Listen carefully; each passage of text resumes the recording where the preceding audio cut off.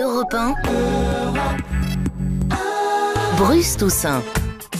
Nico, ce matin, vous aviez envie de défendre un film intimiste, une petite comédie confidentielle, un film d'auteur confidentiel. très confidentielle, sur l'amitié entre un riche tétraplégique et un jeune de banlieue. C'est passé complètement inaperçu. Heureusement, le DVD vient de sortir, ce qui va nous permettre de rattraper tout ça. Nico, c'est à vous avec vos invités. Merci mon cher Bruce. Bonjour François Cluzet. Bonjour Nikos. Bonjour Omar Sy, qui est, je pense, dans l'escalier. Bonjour. Il était venu.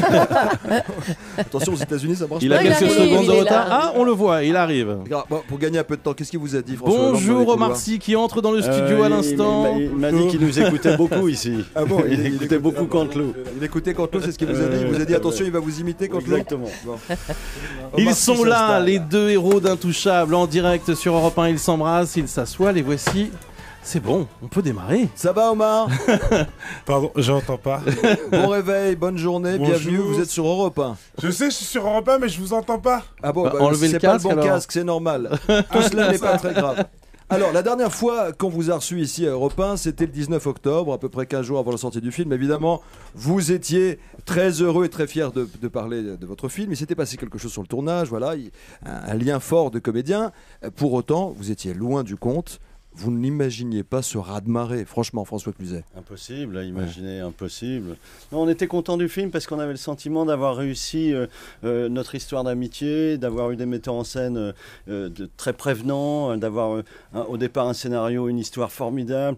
Mais toutefois, quand on réussit quelque chose, on peut espérer une audience, aller un gros succès en France, c'est 2 millions, 3 millions d'entrées. Ouais, vous vous disiez, si on fait 2 millions, c'est bon, quoi. On est comme des fous. Vous l'avez juste multiplié par 10, quoi. Un peu. Voilà, c'est ça qui nous dépasse d'ailleurs.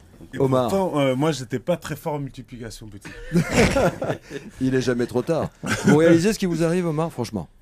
Je suis, oui, quand même, parce que je suis content. Je suis content de tout ce qui se passe et ça, ouais, je suis, bien oui, on réalise forcément puisque ça nous arrive. Il y a un truc qui se passe, mais je sais pas comment le décrire. C'est un truc qui vient.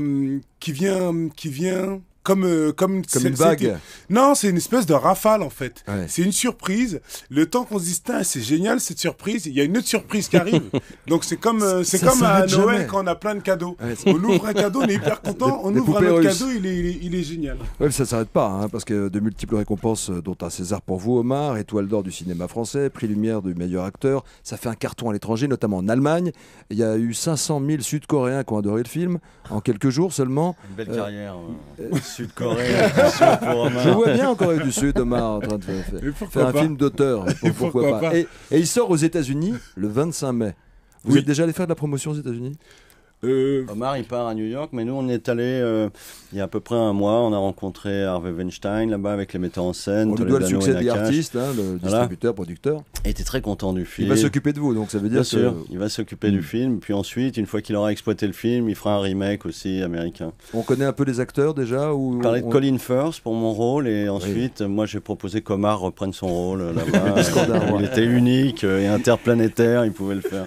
Alors, est-ce Oui, Bruce. que vous avez pris le temps de revoir ce film?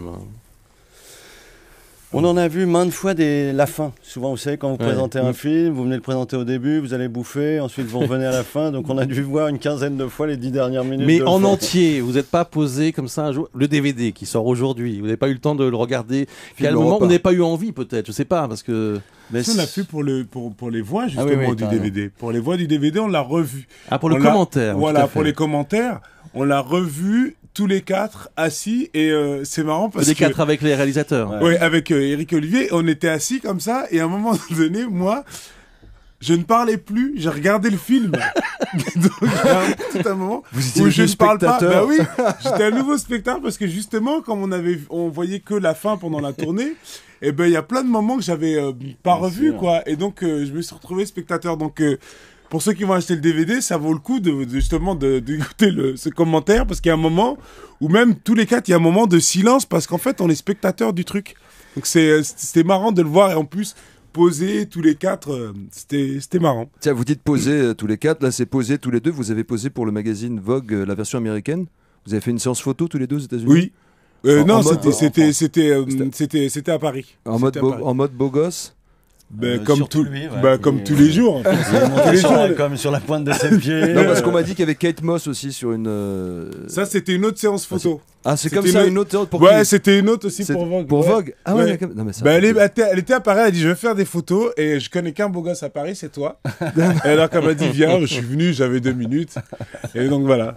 Ça vous excite, ça vous fait peur, cet appel des États-Unis? Veut dire que si ça marche pour vous aux États-Unis, vous allez peut-être faire carrière là-bas et peut-être décrocher plus tard un Oscar comme Jean Dujardin. Ça vous excite? Ça fait partie des choses qui vous disent mon rêve américain ou pas? Ou vous laissez vivre le truc, Omar? Il faut laisser vivre parce qu'en plus ça commence à devenir intéressant ici.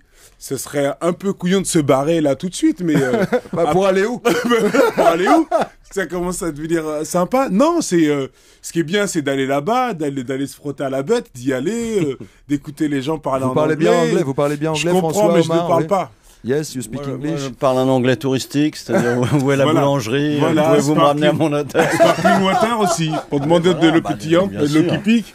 Voilà, commander au restaurant, tout ça, on sait faire. Sérieusement, pourquoi, à votre avis, le film a fait ce carton? Indépendamment, on ne sait jamais le succès, mais là, il y avait des ingrédients clairs. Qu'est-ce qu'ils vous disaient, les gens, ceux qui sont venus vous voir? Que vous avez également contribué à changer le regard sur le handicap, mais ça suffisait seulement pour faire 2 millions? Quelque chose qui nous dépasse, c'est la vertu humaniste du film, parce qu'on n'en est pas, d'abord, on la stocke pas, cette vertu humaniste, et puis ensuite, parce que elle nous dépasse, parce qu'elle vient certainement aussi de la mise en scène, de l'écriture. Tout a été construit comme un millefeuille dans ce film, tout est assez réussi, enfin bon, entre parenthèses, parce que pour rester un peu objectif, mais toutefois, il y a peut-être un mouvement de grâce. De réconciliation aussi entre... c'est un film sur la réconciliation. C'est exactement ça, c'est la réconciliation et toutes les valeurs positives qui ressortent de ça. C'est pour ça qu'on a des réactions, on l'a dit souvent, on a des réactions, on a des bravos, mais surtout on a des merci.